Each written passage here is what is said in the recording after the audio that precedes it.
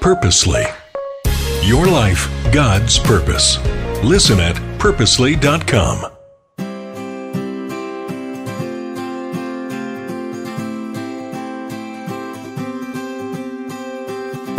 Have you ever had or seen one of those mic drop moments? You know, that moment where someone just said something that is absolutely astounding and leaves no room for further questions or interpretation?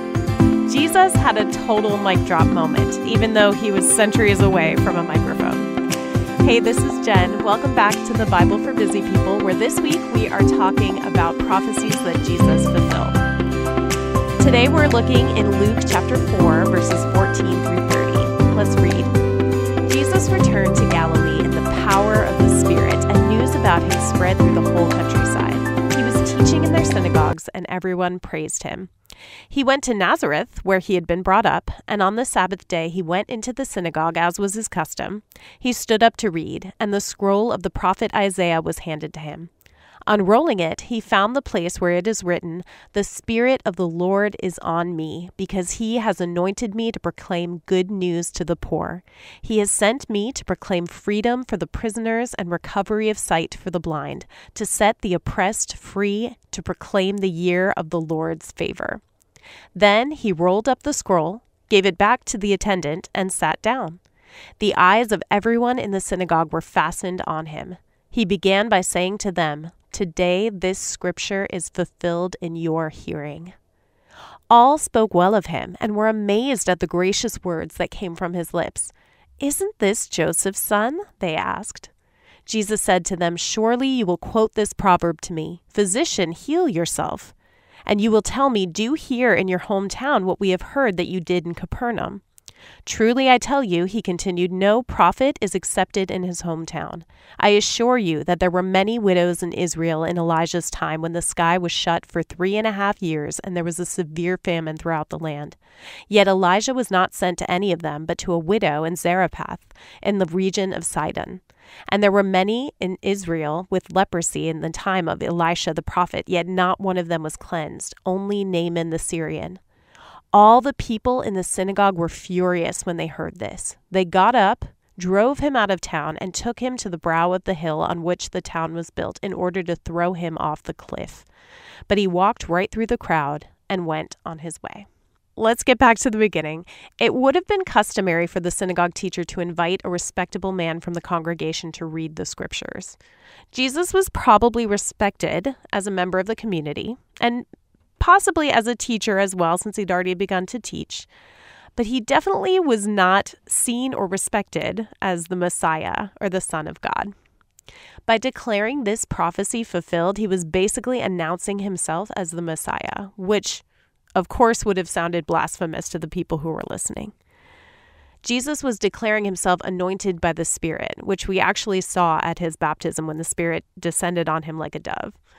He was declaring himself chosen, sent to free the prisoners, to give sight to the blind, to proclaim essentially a jubilee, which was a year in which all debts were forgiven in Israelite culture. And I just want to add, you should totally watch this scene in The Chosen. I don't know if you've seen it before, but when Jesus goes about this moment, it is so powerful. You can find it on YouTube. It's not exactly according to how the scriptures tell it. It definitely plays up the storytelling quite a bit, but I do think it plays out rather realistically to what I can imagine. Especially when he says, "I am the law of Moses." I just get chills every time. So just after this, we see Jesus go to a different town, and he's speaking and he's healing with authority. He was an average person to the onlookers before because they knew him and they watched him grow up.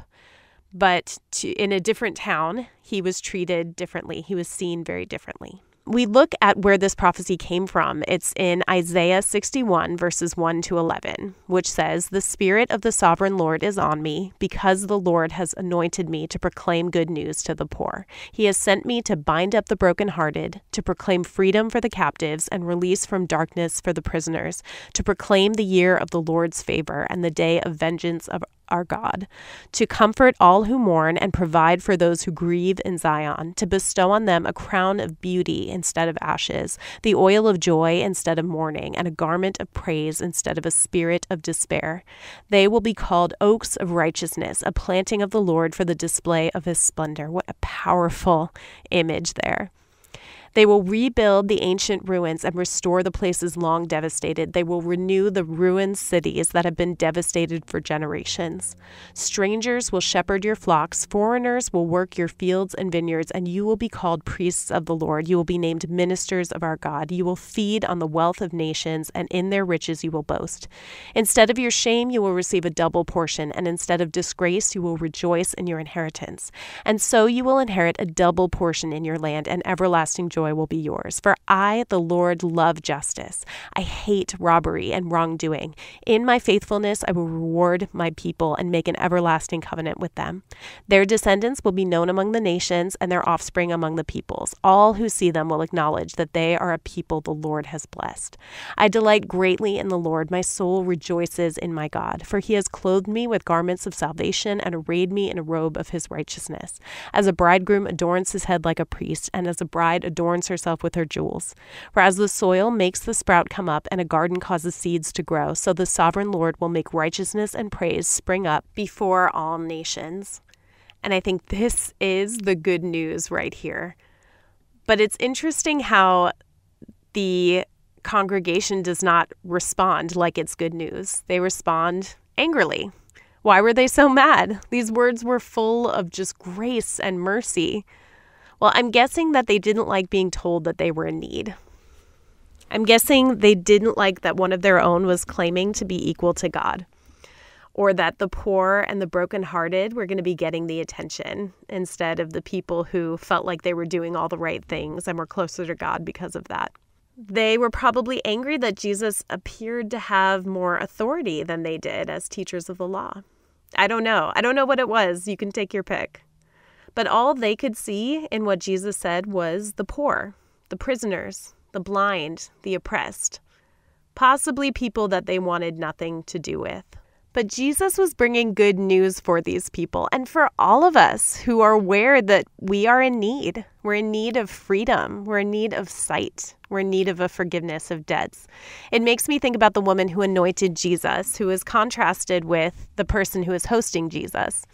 Jesus told the teacher who was hosting him that those who have been forgiven much love much, but those who have been forgiven little love little. It also reminds me of the parable of the unmerciful servant who was forgiven a great debt but turned around and oppressed someone else for a small debt. We all have been cleared of a great debt. It's whether or not we can see that and accept it that leads to what we do next. So this is the reminder for today that Jesus's words are mic drop moments because they are countercultural. They're full of authority and also mercy and grace. And they speak a powerful story of reconciliation with God. Thanks for chatting with me today. Let's talk tomorrow about another prophecy that Jesus fulfilled. Thank you for listening to The Bible for Busy People. If you need prayer or want to go deeper in your faith, visit our show notes. Will you take a moment to share with a friend and leave a review? It helps the Bible get into even more people's minds and hearts. Find more podcasts that will recharge you at purposely.com.